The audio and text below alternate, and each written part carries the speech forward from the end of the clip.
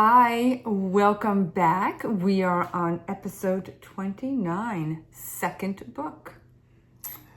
Thank you, Elizabeth. You're welcome. So, just to make a quick summary from the last episode, Yeshua was back in Jerusalem, spending some time with his uncle Yusuf of Arimathea. And after spending 3 days in Jerusalem, he decided to leave and aim to the Monastery of Qumran. Okay. And we're going to understand why he wants to go there and what happens. Well, he's going to all his old spots, right? Yes, exactly. All his old stomping grounds. Very good. That was good.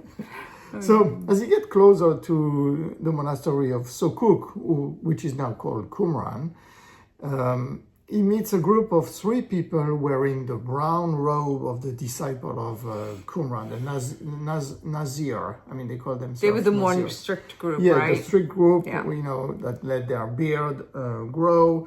Quite often they have their hair covered with ashes, Oh, that's right. They don't own anything. They're They kind of don't own nomads, yes. aren't they? No, they're not nomads. They have a little. They have a little place. Yeah, they all live in the Okay. in a monastery. So. Okay. So, seeing that little group, he starts talking to them and they call him Rabbi because he has this beautiful and white robe. As the audience may remember, he always keeps himself, top shape and very clean. It's because he can pull things from the ethers. Yes, and I guess he has the automatic cleaner for the desk. The auto cleaner. That's good. And Yeshua corrects them and tells them that he's not a rabbi. So they shouldn't call him a rabbi. And then, surprisingly, he's going to address them by their name. Oh. Without even being introduced. Oh, they're going to freak out And now. that is intriguing them a lot, And one of them is, it's only a group of 3, and one of them is Samuel. So Samuel explained to Yeshua that they have been following the teachings of the man near the river. So the man near the river. They've been following his teachings? Yes. And they didn't know it was him? I guess they didn't know that was him. We're going to see who is that guy. Okay, all right. Sorry, I'm getting ahead of things. Yes, because of that, they have been rejected and evicted from the Monastery of Qumran. Oh, because they were doing because that. They are dissidents, yes. Heretics. Heretics, definitely, yeah. And so Yeshua is a little bit, appalled by this, but he says, okay, well, he doesn't say anything and he salutes them. He continues his path to the monastery. So when he arrives to the monastery, the monastery of Qumran, he was there at the age of 13 and a half, right before going to Asia with his friend Yoshiram. And he realized that nothing has changed since he last week, almost 18 years ago. And everything is derelict and poorly maintained, And the only trace of life is the distant bleating of sheeps, which are sheeps, indicating some kind of life, Okay. Yeah. So why is Yeshua coming back to the monastery of Qumran, which was basically a negative experience in the past? Right. So it is an attempt to find some roots and knowledge of the old Yeshua. That was the place he went to. They wouldn't let him in or something? Yes. Okay, all right. So this is is looking for the old Yeshua, the former Yeshua, before the overshadowing by the Christic energy took place in the Great Pyramid of Giza, right? Right. So he's also wondering if he has forgotten the sacred text of the Hebraic and Essenian traditions, and he wishes to review them. It's like, he has been away for so long, so it's like he wants to get acquainted with the Hebraic tradition and religion again. That makes sense. Yeah. So this time, and contrary to what took place 18 years ago, he's actually welcome and received in the monastery. Wow. Wow. Yeah. Guess they want some new people coming in. Well, I'm sure they're probably very surprised to see him, But so the brother that leads him through the hallways asks him, where he's coming from. You always ask this kind of question, right?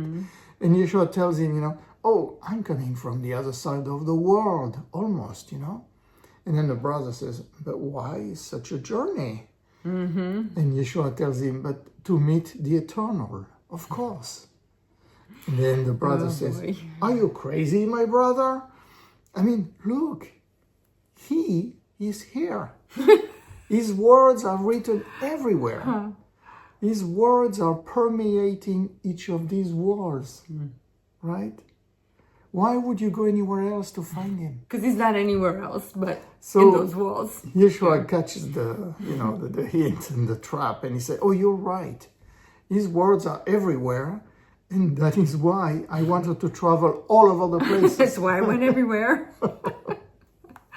And so the brother says, okay, yeah, I see. A lot of curiosity and a lot of pride to see everything, right? Oh my goodness. You were right to come here, it tells Yeshua. I see a little jealousy too, yeah. All that a man can hope to learn is within these walls. Of course. So see, they have obviously a very high expectation and attitude about the Monastery of Qumran, right? It's the sacred place where you can find all the knowledge. The only place. The only place where you can find the knowledge about the eternal. Yeah. And nothing else exists, right? Oh, that reminds me of... It does ring a bell for a few things, but... A certain religion today. A lot of them. Yeah. So at this point, Yeshua gives up and he does not respond. He's very happy to be introduced in the walls of Qumran. And he came here first to pray and read before his next initiation, So he's not trying to change the mind or conflict with anybody. And with a condescending tone, the welcoming brother invites Yeshua to drop his bag and consult some of the writings in that marvelous place of Qumran. So our Yeshua is going to stay in the monastery of Sukuk for a few days. I mean, it's not very clear how long he stays, but it doesn't matter. And as a guest, he's receiving 2 soups and a bread baked in the sun, and those are given to him every day. Wow. So he can sustain his physical body, right? And Yeshua is going to spend a lot of time reading again the text of his childhood, the writing of Moses, the Mikra. I mean, at that time they call it the Mikra. And its laws, rules, directives, truths, and interdictions that crack like a whip. I mean, these are not my words. These are the words of Yeshua. Okay? Oh, he said all that. He's saying all that, yes. He says it like he sees it. Exactly. And at one point, after going through a lot of scrolls, he realized that he knows all these texts by heart, and that he's not going to get anything from them. Nothing new. Nothing new. Nothing has changed. Nothing new. And he's wondering, what am I doing here? And he's wondering, is he afraid? Is he delaying the moment when he would have to stand up and do something about his knowledge and his capabilities? Is he hesitant to reveal the true nature of the Ashtara that he is, So for the first time, his mission becomes clear to his mind, right? Okay, good. At the same time, he's full of enthusiasm, but it's also terrifying. Now he's back into his old stomping grounds, like we said, right? With all this knowledge and this power that is, overshadowing him, the Solar Logos, and there is still a little bit of hesitancy in his human personality about what's going to happen. So he's not afraid, but he wanted everything to be perfect. Yeah. And he wanted to blend the power and the tenderness, the fire and the water, the wounds and the born that heals them. Right. Explosions and peace, all the opposites have to be perfectly blended. Like the masculine and feminine. Yeah, that's another good one, yeah. And so at one point, Yeshua pushes back all the text and the rolls and he goes outside for a quick ablution near the well of Qumran. And he sees a group of monks, but there is no joy and happiness among them. And I think we talked about that in the past. Those people are so ascetic and so strict in their serious into their path, that all joy, all smiles, all laughs are not part of their life. Wow. Yeah. And Yeshua is a little bit disturbed by that, and he decides, okay, I'm not going to stay in the walls of the Qumran monastery. I'm going to move into a little barn where there is a donkey resting. And he feels good there. Yeah, so he's going to stay under the awning. The awning, exactly. Yeah. Thank you. Yeah. The awning where the donkey is resting, and he's going to stay next to him. Yeah, I would too. I would too. Any day. I love those donkeys. And then he goes, as he always does, into some kind of meditations. And he has some visions, premonitions of what he's going to do in this land of Palestine. So he sees himself walking through the paths, the little roads, the hills, and he sees behind him a small crowd of men and women. Okay? He sees himself talking on the shores of a lake, also in the squares, the center of some villages. He's getting all the visions. Yes. He sees himself talking in front of a temple. It could be the temple in Jerusalem. He also guesses, the silhouettes, the shapes of Jewish priests and Roman soldiers, and then nothing. His vision becomes black. I don't think we know why. But Once the Romans showed up. Now we know why. But, oh my gosh. and after that meditation, basically, he's going to spend the rest of his stay in that barn with a donkey, And he's actually full of happiness and joy. Simple things, right? Yeah. You're grounding, you're next to a very smart animal next to you. Who's happy to have you there. Yeah, life is good, nobody's bothering you. So occasionally, when he's under that awning, a monk would come and inquire about him, They see him over there, so they say, oh. And Yeshua likes to probe them, to tease them. They're probably looking like, didn't we offer him a place in here? Are we that bad that he has to lay with the donkey? Yeah.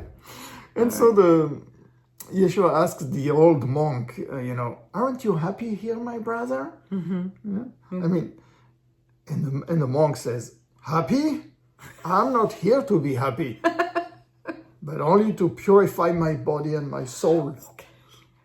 I am here to obtain forgiveness and pardon from God. Wow. Wonder what he did. I don't know. But Was he just born or something? It must be terrible, yeah. I guess, when you're born, you're a sinner, right? So automatically, that's what they have been telling us. I know. I can imagine a little baby being, but okay. And so Yeshua responds to that old monk and tells him, how can you hope for peace if there is no happiness in your heart? Yeah, oh my gosh. Right? And the old monk says, what are you saying? Nobody can be happy in this world or beyond as long as he's impure. And that, triggers Yeshua. He goes, oh, are you so dirty?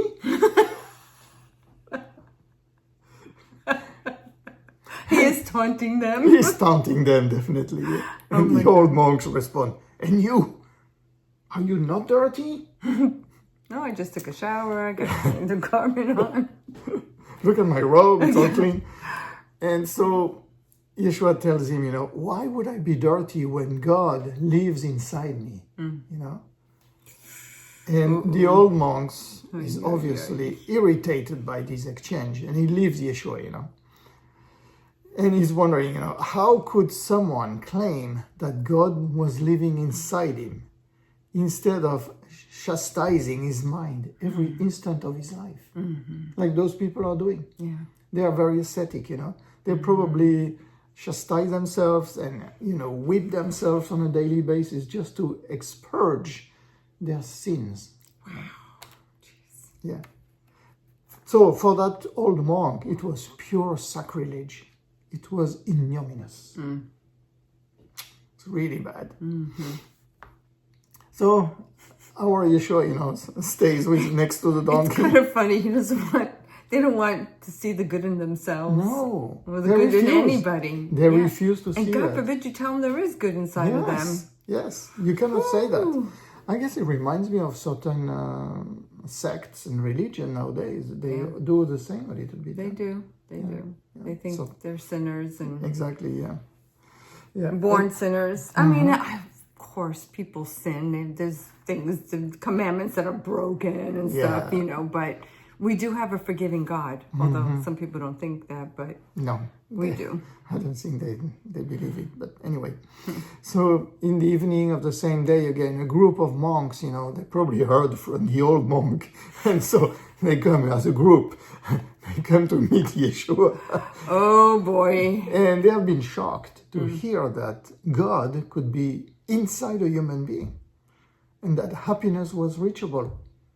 So this is a group of younger people, they are not crystallized. They're not crystallized. These are younger. Because the word got out. And younger people like, hey, this sounds better than the stuff they've been shoving down our throat. Yeah. So they come and again they try to taunt Yeshua, and they say, oh, so the eternal is in you? And Yeshua, does not lose his assurance, and he says, oh, as it is in you, my brother, as it is in all of us. And so the young man responds, is it written somewhere? Because only if it's written somewhere. Exactly. And Yeshua says, not yet, but soon, I love it. It will be audible by all who wants to hear it. Very good. Very good. And the young man said, what is this language that you are playing with? It is the scriptures that remains. The sayings evaporate. They have no value. And Yeshua again, doesn't lose his calm. He's probably like, poor baby. He says, it is also the writings that deceive. And the sayings that teach. And so there is a long silence among the group and Yeshua. And finally, the ambassador of the group, says, what are you coming here to do? I mean, what is the purpose of your stay with us here? And Yeshua says, I told you, I'm coming from very far away to pray and to gauge the heart of my people. My people, they might not like that. Yes, and the young ambassador says, you do not belong to us. You carry the blasphemy, the heresy. And Yeshua says, oh, don't worry, my brothers. Tomorrow at dawn, I will leave that place and you will find your peace again. But they don't have any peace. Yeah. So one of them cannot help himself, and he's curious.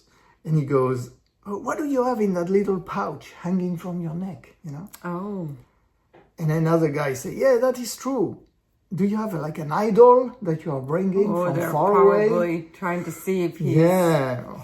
And so Yeshua, wants to respond to their curiosity. So he showed them the little crystal. You remember, maybe the audience remember that he has this little pouch that he has been keeping since the age of, I think, 1 or 2 years old. And in that little pouch, there is a crystal that was given to him by Elohim, extraterrestrial presence, when he was in Egypt at the very beginning of his life. As well, and the second item in that pouch is the medallion from King Solomon that was given to him by his father in the Himalayas. That's right, in the etheric came in through. The etheric, exactly. When his father passed away, he came to visit Yeshua and gave him in the etheric, this medallion. That materialized. It materialized. I want to make sure. Yeah.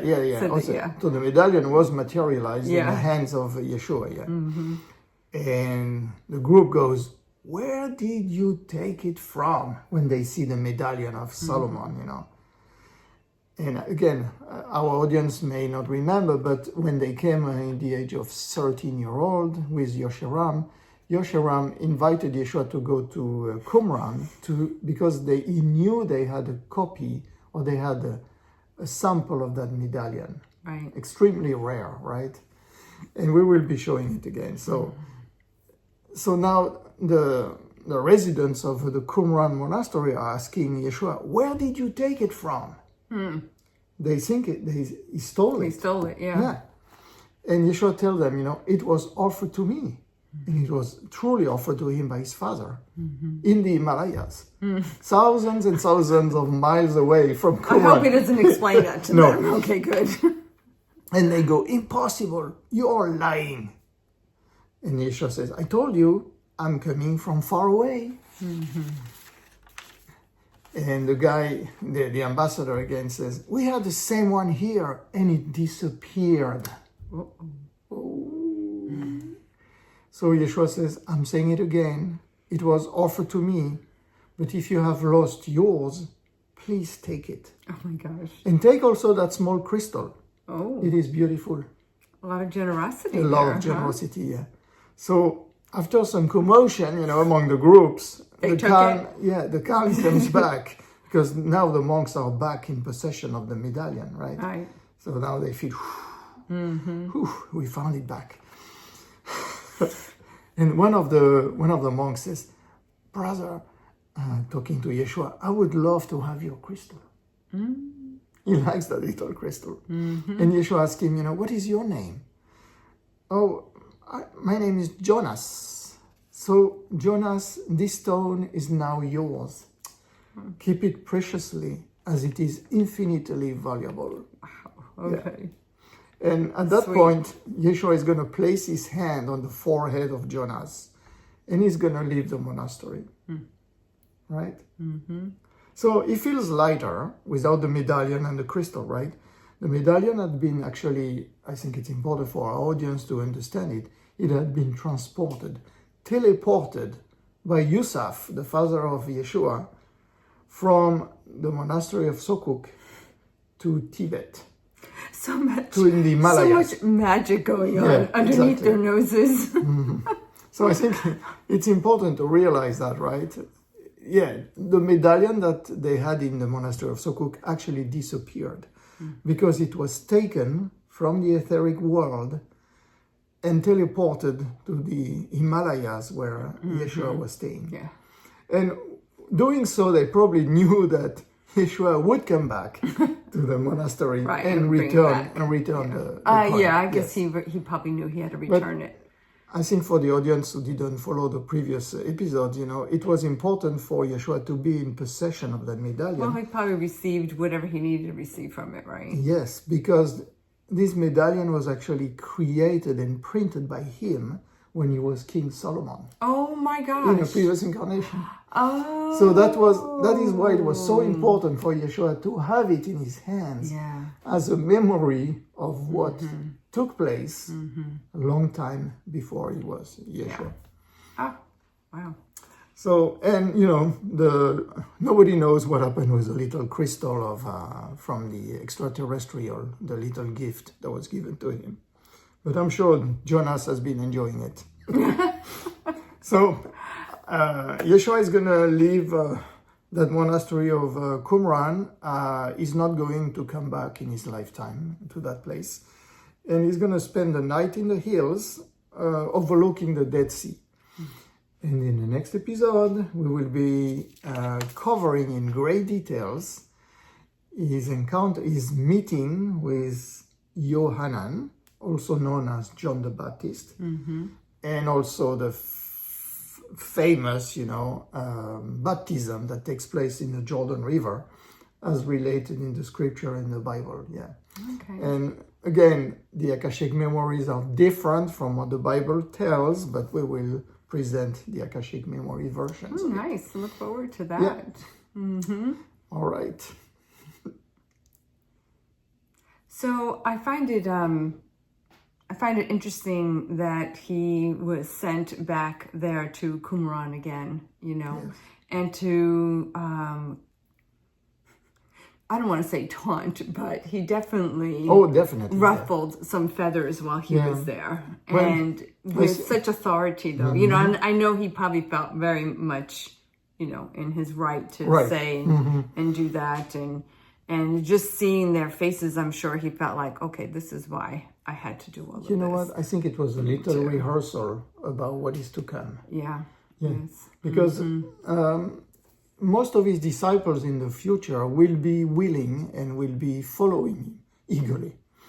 But those guys are so crystallized in their beliefs, you know, and their rituals, that it is impossible for them to even envision something else. It's so hard for people to get the blinders off. Yes. I mean, you see even with, let's just say, our politics, right? It's like, it's so black and white. Yes. There's nothing. There is no middle ground. There's no middle ground. And this is what is happening here now with You don't want to say religious, but in the religious world, it's even worse. Yeah. Well, of course, the religious world it's harsh, and it doesn't need to be that way, because we all have the same God, and we're allowed to smile, and we're allowed to have joy, and we're allowed to process things. And we need to. We need to be joyful.